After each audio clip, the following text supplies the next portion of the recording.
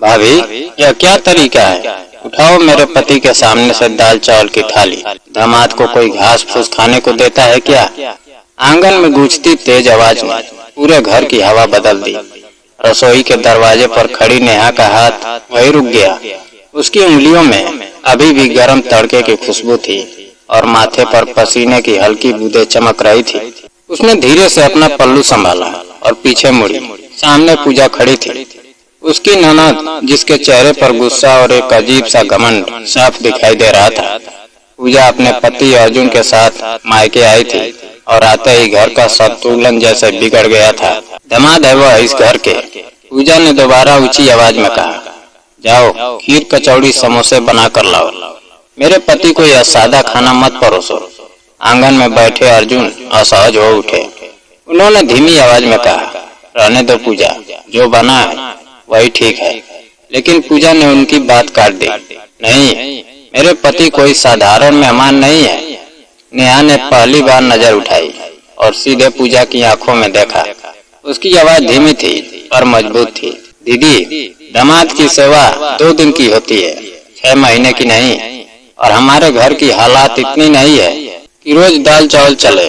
तभी अंदर चौकी पर बैठी कमला देवी उठकर बाहर आई। बहू, यह कैसी जुबान है? दामाद भगवान होता है। नेहा चुप हो गई। उसने थाली उठाई और वापस रसोई में चली गई। लेकिन उसके दिल में उठ रहा तूफान थमने का नाम नहीं ले रहा था।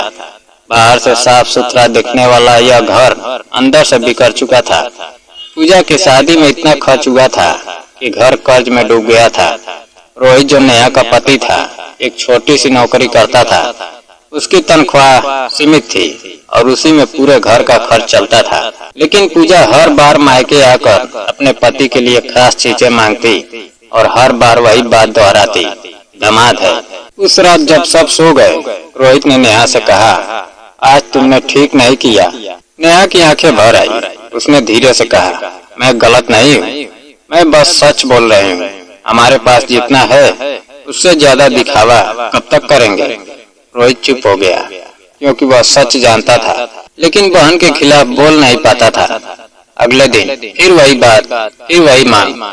पूजा ने कहा, आज नाश्ते में आलू के पराठे और रायता बना देना, अर्जुन को पसंद है। नेहा ने शांत स्वर में कहा, घर में आलू नहीं है और अभी पैसे भी नहीं है। यह सुनते ही पूजा गुस्से से भर गई। मतलब मेरे पति के लिए भी पैसे नहीं है? कमला देवी ने बीच में कहा, बाजार से ले आओ। लेकिन नेहा ने साफ मना कर दिया, अब और उधार नहीं होगा। उस दिन के बाद घर में खामोशी फैल गई। पूजा अब सीधे बात कम करती, लेकिन ताने ज्यादा देती। कुछ लोग मायके का सुख देख नहीं पाते, दामाद की इज्जत करना नहीं आता। नेहा सब सुनती लेकिन चुप रहती। पर एक दिन जब पूजा ने मोहल्ले में उसके बारे में उल्टा सीधा कहना शुरू किया, तब नेहा ने भी जवाब दिया, इज्जत दिल से होती है, पकवानों से नहीं। उस दिन पहली बार पूजा चुप हो गई। उसी रात नेहा पानी ले गई तो देखा अर्जुन अकेले बैठे थे। उन्होंने धीरे से कहा, भाभी, सच कहूँ मुझे सादा खाना ही अच्छा लगता है और मैं घर की हालात समझता हूँ। नेहा को पहली बार लगा कोई तो है जो समझ रहा है, लेकिन मुश्किलें अभी खत्म नहीं हुई थी। कुछ दिनों बाद सुबह दरवाजे पर दस्तक हुई। एक आदमी बैंक से आया था। उसने बताया कि लोन की किस्त 3 महीने से बाकी है। घर में सन्नाटा छा गया।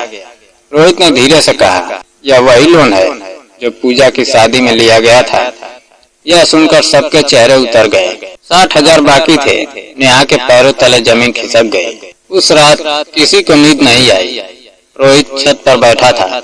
नेहा उसके पास गई। उसने पूछा, कितनी रकम बाकी है? रोहित ने कहा, 60,000। नेहा ने गहरी सांस ली और कहा, अब क्या करेंगे? रोहित ने कहा, ओवर टाइम करूंगा या फिर और कर्ज ले लूंगा। नेहा का दिल बैठ गया। उसने कहा, और कितना कर्ज लोगे? घर बचाना है या सब कुछ गंवाना है? उसी रात पूजा और अर्जुन के बीच भी बात हुई। अर्जुन ने कहा, इतना खर्च करने की जरूरत नहीं थी, इज्जत दिखावे से नहीं आती। पूजा चुप हो गई। उसे पहली बार लगा शायद वह गलत थी। अगले दिन नेहा ने अपनी अलमारी खोली और अपने गहने निकाले। वह गहने जो उसकी शादी की याद थे। उसने बिना कुछ कहे उन्हें बेच दिया और 25,000 लेकर घर लौटी। रोहित हैरान रह गया। कमला देवी रो पड़ी, लेकिन नेहा ने सिर्फ इतना कहा, घर के लिए। पूजा दूर खड़ी यह सब देख रही थी। उसके अंदर कुछ बदल रहा था। पहली बार उसने रसोई में कदम रखा और नेहा के साथ काम करने लगी। अब ताने कम हो गए और खामोशी बढ़ गई, लेकिन यह खामोशी समझदारी की थी। कुछ दिन बाद अर्जुन ने अपनी बचत भी दे दी। अब भी पैसे कम थे, लेकिन उम्मीद जाग चुकी थी। तभी बैंक मैनेजर खुद घर आया। उसने कहा, आपने आधा पैसा जमा कर दिया है, लेकिन एक और बात है, इस लोन में अर्जुन भी गारंटर है। यह सुनकर सब चौंक गए। अर्जुन ने सिर झुकाकर कहा, मैंने जिम्मेदारी निभाई, क्योंकि मैं नहीं चाहता था कि घर टूटे। यह सुनकर पूजा की आंखों में आंसू आ गए। उसे अपनी हर बात याद आने लगी। दाल चावल की थाली, कचौड़ी की जीत, मोहल्ले में कई बातें। उसे लगा जैसे उसने खुद अपने रिश्ते को चोट पहुंचाई हो। उसने नेहा से माफी मांगी और कहा, असली इज्जत जिम्मेदारी से मिलती है। नेहा ने उसे गले लगा लिया। उस दिन के बाद घर का माहौल बदल गया।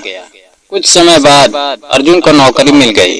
पूजा ने भी सिलाई का काम शुरू किया। सब मिलकर कर्ज चुकाने लगे। धीरे धीरे घर संभलने लगा। कमला देवी भी अब समझ चुकी थी कि दिखावा घर नहीं चलता। एक दिन मोहल्ले में फिर चर्चा हुई। किसी ने कहा, पूजा के पति बहुत अच्छे हैं। कमला देवी मुस्कुराई और बोली, दामाद वही अच्छा होता है जो बेटे जैसा हो। पूजा ने भी आगे बढ़कर कहा, और बहू वही खड़ी होती है जो बिना शोर के घर बचा ले। सबकी नजरें नेहा पर टिक गई। नेहा ने बस हल्की मुस्कान के साथ कहा, घर दिखावे से नहीं, समझदारी से चलता है। और उस दिन पहली बार उस घर में सच्ची शांति थी, जहाँ अब ताने थे, न दिखावा था। बस अपनापन था, जिम्मेदारी थी और एक नया विश्वास था कि अगर साथ हो तो हर मुश्किल आसान हो सकती है। दोस्तों, अगर कहानी पसंद आई हो तो वीडियो को लाइक और चैनल को सब्सक्राइब करना ना भूलें। जय हिंद।